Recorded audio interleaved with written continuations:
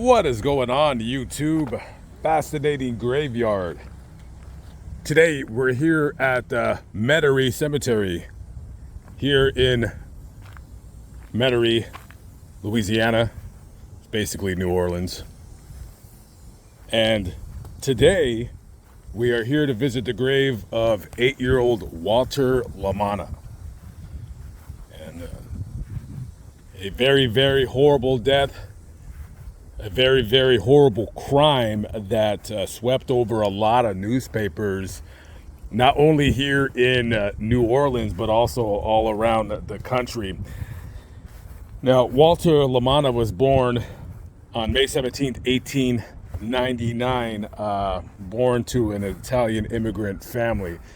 Now, back in those days, Italians, when they immigrated here from Italy, there was a large portion of immigrants that came from Italy, particularly from Italy, that were of ill repute, if you will. A lot of times people were able to just come with criminal backgrounds. We didn't do a lot of checks. And of course, when Italians get over here committing whatever kinds of crimes, a lot of other people kind of look down at Italians. They weren't to be trusted. They were just considered, more times than not, just criminal. And when you actually had an honest man, an honest Italian family that just came over here just to have or live the American dream, people were very, very wary of these people back in those days. And for the Lamanna family, they came here from Italy, and the patriarch, the father, Peter Lamanna, he brought his career of choice with him. He was an undertaker. Now, when he came over here to New Orleans, there was a sizable Italian immigrant community, and he said, hey, people die all the time, and they're going to need my services. Very hardworking guy. And back in 1905, there was the spread of yellow fever out here. And, a lot of people died, particularly children and the elderly. And, of course, Peter, being an undertaker, he seemed to have done quite well during those years, being, unfortunately, a very, very busy person, which might lead to the reasoning for this crime taking place. So in the first weekish part of June 1907, Walter's mother was making dinner. And so she calls all her children to come to dinner. Now everybody comes except Walter. She calls out of the house and says, Walter, come eat. Dinner's ready. And he didn't show up. Now, his parents getting a little bit concerned. They're probably wondering, okay, where the heck is Walter at? Now, they went looking in the barn. Maybe he fell asleep, or he was known to just kind of wander off to go visit his uncle at the house. Or a lot of kids back in those days, they would hitch rides on the backs of these wagons, whatever they were selling, or whatever people were just, pulling wagons with horses. So he thought, maybe he kind of just caught a ride to the waterfront and just kind of went too far. So when he didn't return late that evening, they called the police, and an all-out search went underway for Walter Lamanna. And of course, the next day passes. Nobody's coming forward with any information. And then, of course, rumors start spreading around that he was kidnapped by the Italian mafia, La Negra Mano, the Black Hand. So the police are rounding up the usual suspects, people that they know are associated with the Italian mafia, and they're denying it. And of course, being Italian in an Italian community, even though maybe you're not a criminal, it is widely known that Italians stick together, and if you know something, well, hey, just keep your mouth shut, you know what I mean? But somebody did not keep their mouth shut. So a name came up all of a sudden, Tony Acosta. He was well known in that community. He was well known for being a part of the Black Hand. These guys would go around, something easy that they would do. Oh, hey, you're gonna need protection, right? Well, protection from what? Protection from me. If you don't give me $2 a week, something really awful is gonna happen to your business. And then something awful is gonna happen to you. So you better pay me my $2. And they were involved in all kinds of nonsense such as that. And oftentimes, one of those crimes that they would use at their leisure, if you will, to make money was the, air quotes here, art of kidnapping. So the police start looking for Tony Acosta, and later on they find him in his apartment or his hotel, whatever you want to call it. So the detectives, they go into the room. They said, hey, we have reason to believe that you know where the Lamanna kid is. He says, I don't know what the hell you're talking about. And let's just say the detectives, they roughed him up a little bit. Not too much, but enough. And one of the detectives pulls out his gun and puts it right in his chest. He says, if you don't tell me exactly what we want to know, I'm going to kill you right now. Now, this guy, maybe he's calling this guy's bluff. He says, I ain't saying nothing. So they take this guy, they take him down to the parish prison, and I guess they just let him kind of sit on ice. So the papers are printing, where is Walter Lamanna? They're printing his pictures, there's flyers. Police are going door to door, knocking on doors. People are opening up their courtyards, the doors of their barns, letting the police come in just to say, hey, I don't know where he's at. He ain't here.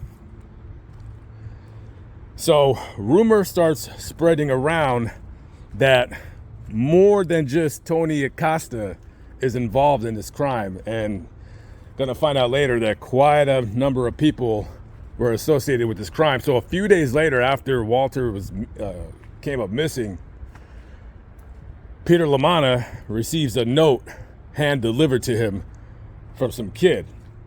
He reads the note, and basically this is what the note says. It says, hey, listen, we kidnapped your kid. We didn't want to do this, but we're going to need $6,000 from you. If you don't give it to us, we're going to cut him up into itty bitty pieces and throw him in the swamps for the alligators to get. Now, I believe he didn't contact the police right away.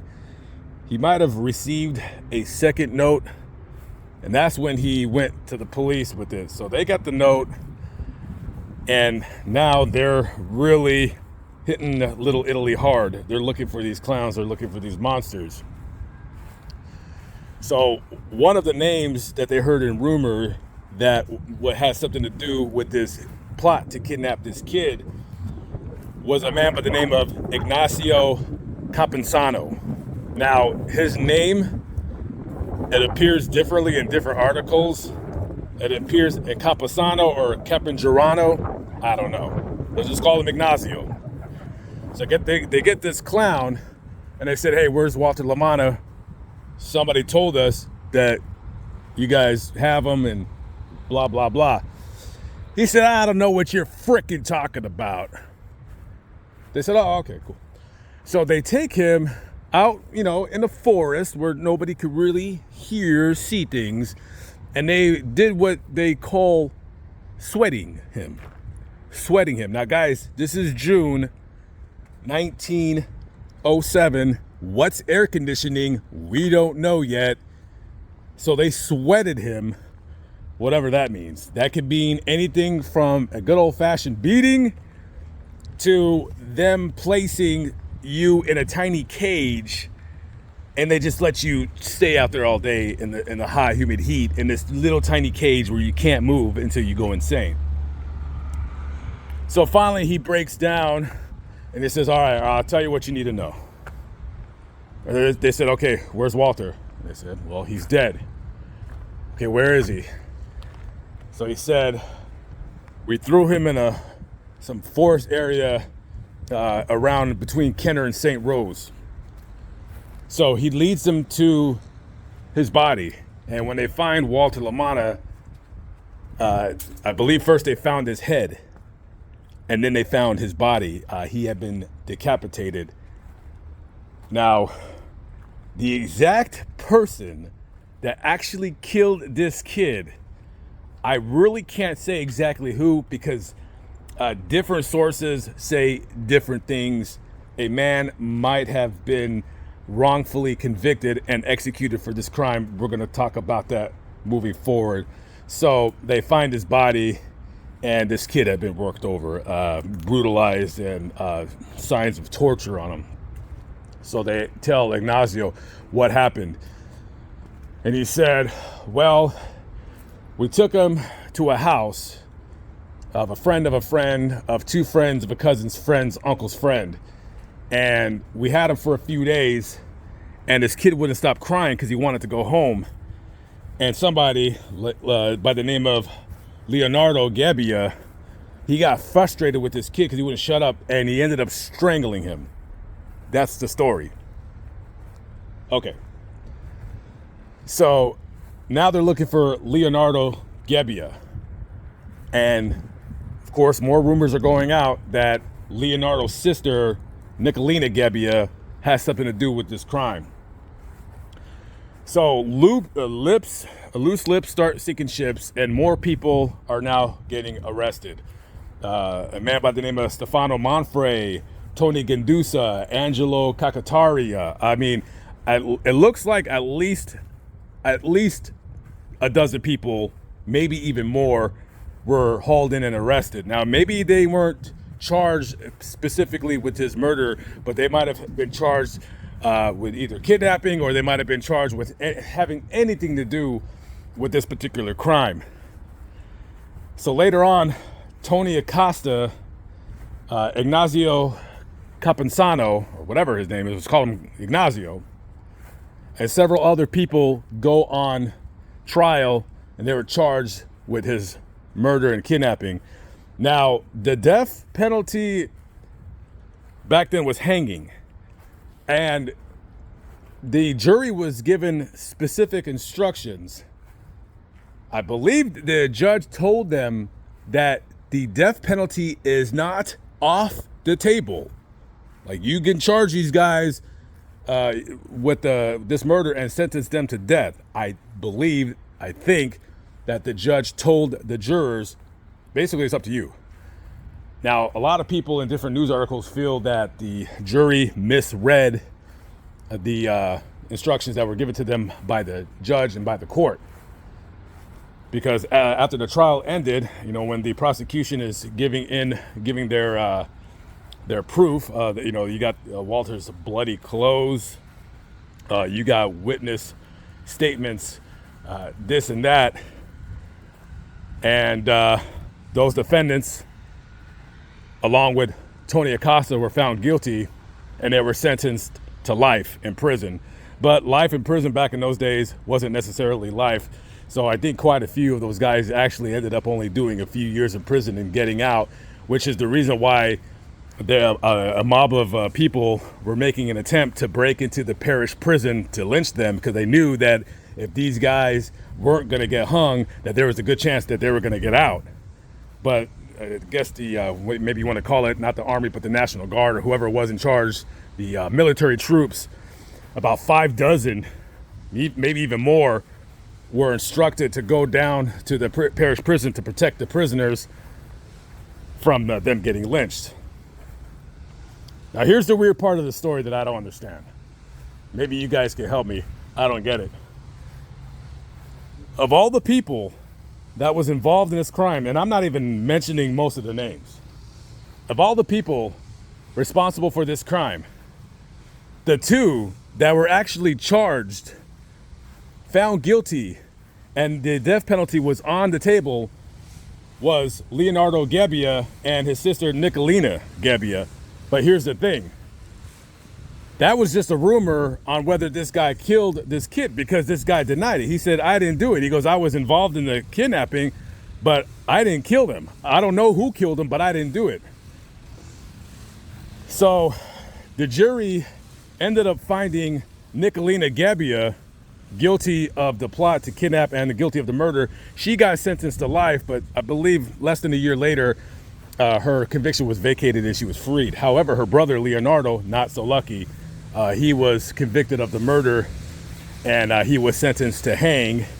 And I want to say maybe about a couple of years later, after Walter was killed, Leonardo walked up to the gallows and took his last step. A guy that some people will say didn't really have much to do with the crime other than, you know, he was kind of in on it, kind of, sort of. And he met his maker. And this is the grave here of Walter Lamanna. And he's buried with his father, Peter Lamanna, right there. And that would be his older brother, Charles, and Joseph. Mrs. Peter Lamanna, right there. And his other older brother, John. That was his sister, Mary, I believe, right there. And he had a twin sister named Olivia, but I don't see her name on here, so I'm imagining she moved away and started her own life. All right, guys. Very, very sad story of a child brutally murdered by scumbags for money, for nothing. Okay, with that being said, I hope you enjoyed this story. We needed to get it out before the gardeners started coming in here and doing a good job of maintaining the grounds here at Metarie Cemetery. Anyways, guys,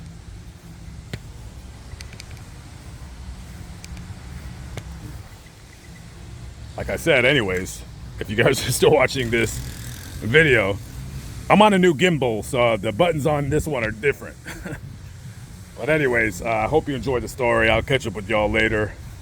Have a good one. Oh, by the way, if you want to research the story, I mean, there's a lot of names and twists and turns, and it's basically, at the end of the day, it was more like a he said, she said, a lot of finger pointing. A man who did have something to do with the crime might have been wrongfully executed, but again, who knows? Anyways, guys, I will catch up with y'all on the next episode. Fascinating Graveyard. Catch up with you later. Peace out.